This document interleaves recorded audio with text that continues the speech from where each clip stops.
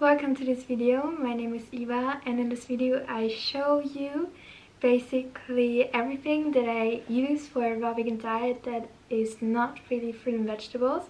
And yeah, I'm on a fruit-based, mostly raw vegan diet for over 4.5 years now, and it's been the best thing that I've ever done. I'm so grateful that I do it, and I want to help other people to improve their health, and I want to share the many benefits of it. So things that I use are, for example, hemp seeds. This is hemp seeds, maybe you can see it. And yeah, I just use them because they make, for example, salad dressings super creamy. Like, for example, you blend tomato, dried tomato, hemp seeds, and maybe garlic and dates, and it's so delicious, and I just really like them. I enjoy them. What I use also is tea, especially right now. I'm in Germany and it's so cold. I want to go to the Canary Islands, but it's okay. So I have tea, and it's not raw, but I don't really care. And what I want to say also about that, for me, a raw vegan diet is not about being fully raw, about you know, never eating anything that is you know, pasteurized or something. For me, a fruit-based raw vegan diet is really about eating as much fruit and vegetables as you can. And for me, there's really the question of which battle you want to fight. For me, a battle that I want to fight personally is to really try to avoid cooked food. So I haven't really eaten cooked food, let it be rice, beans, etc. for maybe I think in January was the last time, and before that also 8 months no cooked food. And the reason of that is because for me, I don't feel good on cooked food, and it sounds maybe strange to you, but for me cooked food really is very addictive. So it makes me overeat so easily, and when I started to eat cooked food, I just wanted, and it's not healthy for me. I much rather prefer raw vegan food. So that's a battle that I want to fight. But if the tea is raw, or if the tea is not raw, or if for example the dates that I buy are raw or not, is, of course, I would always prefer something to be raw, because then the enzymes are alive and it's just healthier. However, it's just, you know, it's just not a battle that I want to fight if I want to, you know, live in the real world.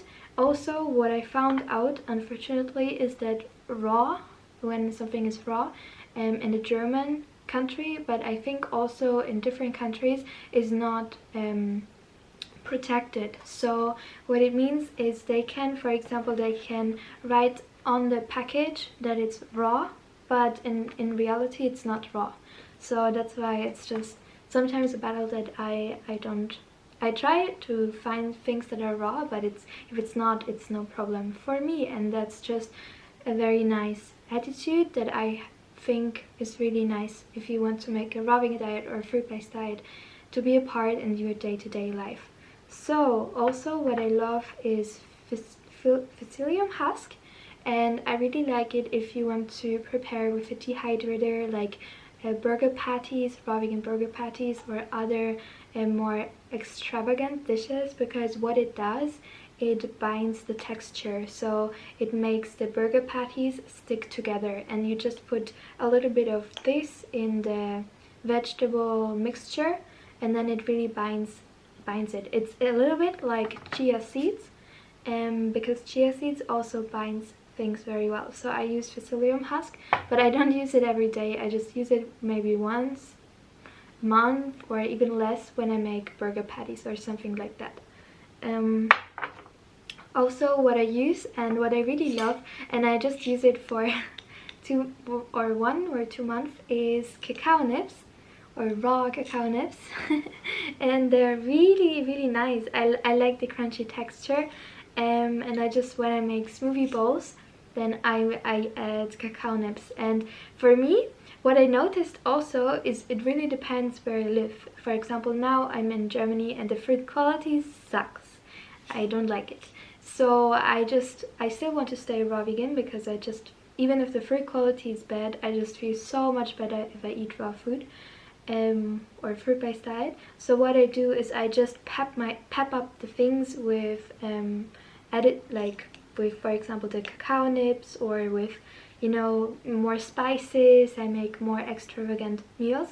And when I'm in an amazing climate, or I'm on the Canary Islands and they have really good quality fruit and vegetables, or they have papayas, things like that, they just taste so good, so that I usually don't need that, because the fruit in it on itself is already amazing. So I use that.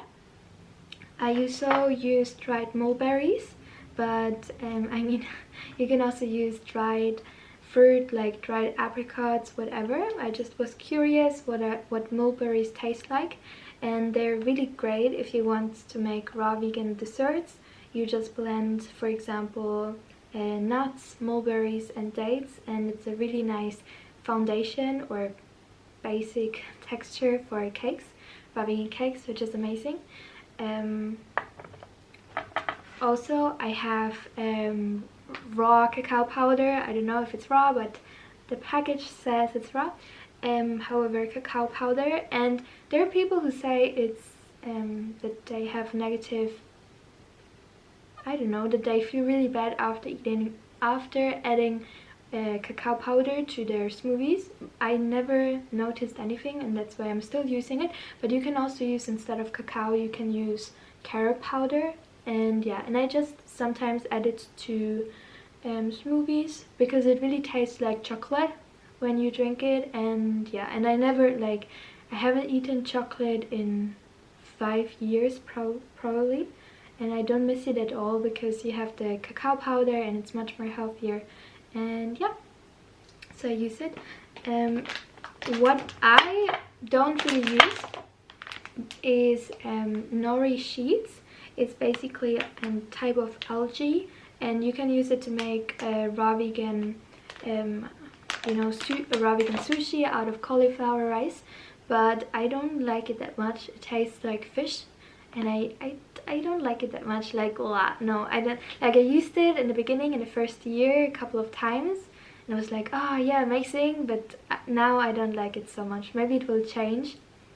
But for now I don't use it that much. But it can help if you want to go on a fruit-based diet or a vegan diet and you miss fish, then, because it really tastes like fish, so then you can just use that instead. Maybe put it in your raw vegan sushi, or I don't know, soups, raw vegan soups, and it tastes like fish. So the next thing that I use is this is Almond Flavor. I just sometimes put it in maybe a smoothie, or when you just blend bananas, or defrozen bananas, you just blend it and you add a little bit of flavor. Let it be almond flavor or vanilla flavor. It tastes so good, and yeah, and I just add it, and it really, like, if the fruit quality is bad and you don't have access to like amazing fruit, then adding just small things can really change your diet on a raw vegan diet, and it really helps. And then of course dates, and yeah, they're not good. Like, yeah, I really miss the Canary Islands, because the fruit quality is so different. However, I have dates and I use them in salad dressings, which is good. Yeah, other things which is a must-have, and this is really a must-have for me because I love savory things, is this whole bag of sun-dried tomatoes. And it's basically just dehydrated tomatoes, and I love them. I think these also don't have salt, which is so good, or maybe tiny bits of salt, but I love them because when you dehydrate dehydrate tomatoes, the flavor gets super flavorful. I don't know how to explain, but sour in a way, and I just love it to add it to savory dishes. And it, like, for me, it's a game changer, because when I was not knowing about sun-dried tomatoes, or tomatoes that are dehydrated, I was always searching for savory things. But game changer, for sure, for me, game changer. Now, one thing that a lot of people in Germany who do a raw vegan diet use is buckwheat, because it's cheap, and yeah, and you can use it in some raw vegan dishes. However, for me, I don't like to make raw vegan breads, because afterwards I don't feel as good as if I would just drink a smoothie or eat more fruit. So I used it to just try it out, and I used it a couple of times to have a different texture, but I don't like it so much. So, but it's still a great staple, especially for German winters. It's a really interesting staple, but I don't like it so much. And this is Linseeds. It's very cheap in Germany, so if you don't want to buy chia seeds because maybe they're more expensive, you can also buy linseeds. So they're very cheap, and they have also binding function, so they're great if you want to make raw vegan burger patties or something like that. And yeah, and the last two things I want to share with you today is coconut. I sometimes use it if I want to have a special, you know, kick for smoothie bowls. I use it by just sprinkling some coconut things some coconut things on a smoothie bowl, and it tastes really good. So I use that sometimes. And also this, to be honest, I haven't used, but if you want to use it, it's just or nuts and seeds in general. Sometimes I add it to my salads, but it happens very not frequent. The contrary to frequent, seldom. It doesn't happen very often because I forget about it. But it's nice, especially if you are new to a raw vegan diet or fruit-based diet, to just add a lot of different things to your dishes to have a similar flavor to cooked food that you are probably used to. So these are just some things that I used. I want to say you don't need any of it to make a raw vegan diet successful. So saying, yeah, it's you know, you don't need all of it. But what I would really recommend, I think the staples that I definitely would need or want is tea, then sun-dried tomatoes for sure, also one like hemp seeds or nuts, and dates, because I love to make raw vegan salad dressings because they just change everything on a raw vegan diet. So yeah, I would definitely recommend to buy them. And yeah, so this is basically what I use and what changed my raw vegan diet. And yeah, I'm just grateful for the raw vegan diet. I want to make it my whole life, and I hope that a lot more people find out about a raw vegan diet or a fruit-based diet, because it's gonna change their life for sure. So I hope you have a wonderful day. If you're interested in more content, I will probably do a lot more videos about a raw vegan diet or a fruit-based diet. I have also ebooks and all of that, so if you want, you can check it out in the info box or the comment section. There's a link.